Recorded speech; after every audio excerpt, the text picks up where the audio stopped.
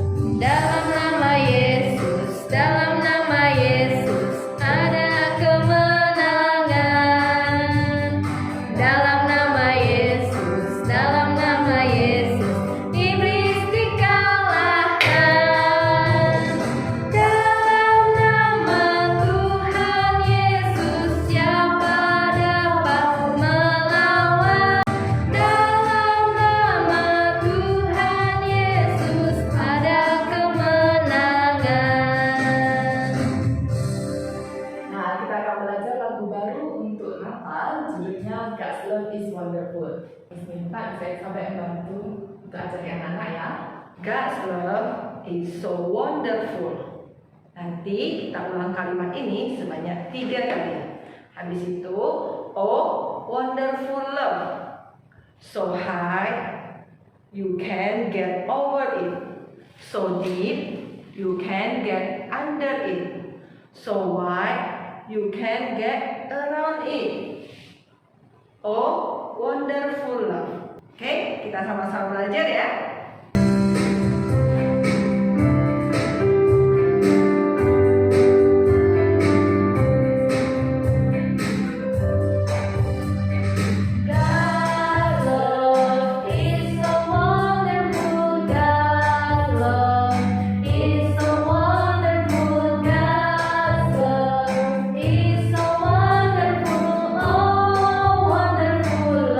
So high you can get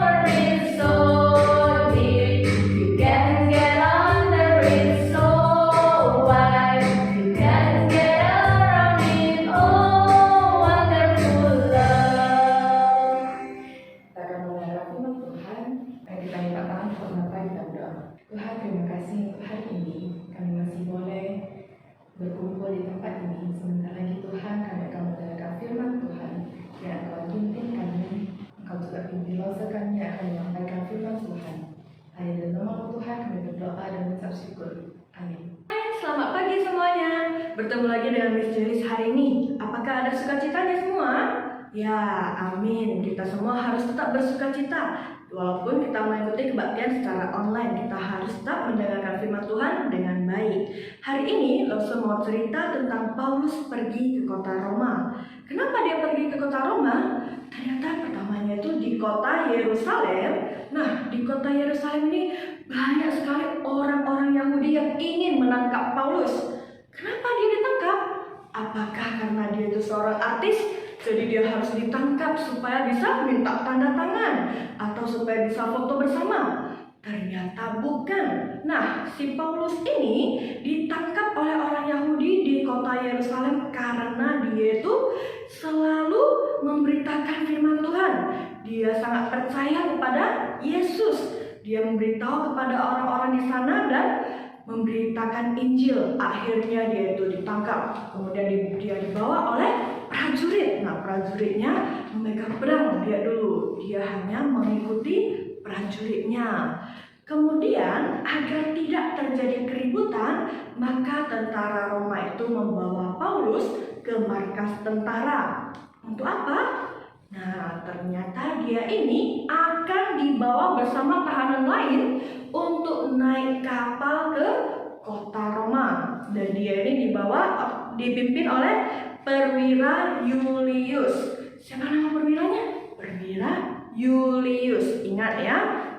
Nah, Paulus ini memberitahu kepada perwira Julius, saudara-saudara, menurut saya, kalau pandangan saya kita sebaiknya tidak berangkat hari ini.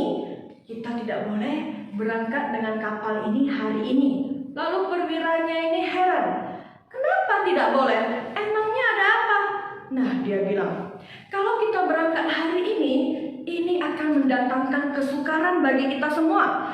Tidak hanya barang-barang ataupun kapalnya, tapi juga mengancam nyawa kita. Nyawa kita semua yang akan naik kapal ini. Lalu perwiranya ini bagaimana? Apakah dia percaya? Oh iya, kita tidak boleh berangkat hari ini. Kita harus ikut apa perkataan Paulus. Rupanya tidak. Nah, ternyata perwira Julius ini tidak percaya kepada Paulus. Dia malah lebih percaya kepada nakoda. Nakoda itu apa? Nah, nakoda itu adalah orang yang mengendarai kapal. Lalu mereka tetap berlayar. Akhirnya mereka sudah mulai naik ke kapal. Mereka akan berangkat menuju kota Roma. Kemudian ketika mereka berlayar, angin itu sepoi-sepoi. Nah, si perwira ini berpikir, lihat, tidak terjadi apa-apa. Kemudian dia mulai tidak percaya kepada Paulus. Nah, dia santai-santai, angin sepoi-sepoi, kapal itu berlayar dengan baik. Namun tidak lama kemudian, apa yang terjadi? Tiba-tiba saja datang angin badai kencang sekali sampai kapalnya itu terombang-ambing. Nah, perwiranya ini sudah mulai ketakutan dan semua penumpang yang ada di kapal itu juga ikut ketakutan. Bagaimana tidak takut? Coba kalau kamu ada di sebuah kapal, kemudian badainya besar sekali, apakah kamu tidak takut? Tidak mungkin ada orang yang tidak takut. Atau kamu santai-santai, wah cantik sekali ombaknya ya, wah kita terombang-ambing enak sekali macam naik ayunan. Seperti itu? Tidak, tentu saja kita sangat ketakutan. Takut apa? Takut kita akan mati. Bagaimana kalau kapal ini tenggelam? Bagaimana kalau kapal ini hancur? Kita semua akan tenggelam. Apakah kamu bisa berenang? Anak-anak bisa berenang tidak? Bisa. Kalaupun bisa berenang, kita tidak akan bisa selamat karena itu sedang di tengah laut. Dan lautnya itu tidak dalam kondisi tenang. Itu banyak ombaknya. Nah, kita tidak mungkin selamat kalau kita hanya mengandalkan diri kita saja. Lalu apa yang terjadi? Semuanya ketakutan. Mereka mulai membuang isi-isi dari kapal ini. Supaya apa? Supaya kapalnya ini bisa ringan, lebih ringan. Ya, akhirnya mereka buang isi-isi kapalnya ini. Lalu apa yang terjadi? Ternyata para penumpang di kapal ini sangat takut. Jumlah penumpang yang ada di kapal itu adalah 276 orang. Bayangkan, banyak sekali. Kalau sempat kapalnya itu tenggelam, maka 276 orang itu akan mati, akan binasa. Lalu Paulus ini mendatangi perwiranya. Nah, saudara-saudaraku semuanya, dia bilang ya kepada semuanya, kalau saja tadi kalian mendengarkan apa kataku, maka kita akan baik-baik saja. Kita tidak akan menghadapi kesukaran ini. Kita tidak akan dalam kondisi yang sangat genting seperti ini. Namun, karena kita sudah terlanjur ada di sini, maka semuanya kuatkan hatimu, tabahkan hatimu, dan kamu harus bersama-sama dengan aku percaya. Percaya dengan apa? Ternyata Paulus mengatakan bahwa tidak ada satu orang pun di antara kita yang akan binasa. Bahkan sehelai rambut pun tidak ada yang hilang. Sudah, kita semua akan selamat. Siapa yang mengatakannya? Dia berkata bahwa malaikat dari Allah Tuhanku memberitahukan kepadaku bahwa kita semua akan selamat kecuali kapal ini. Dia bilang, kita semua tidak ada satu orang pun yang mati.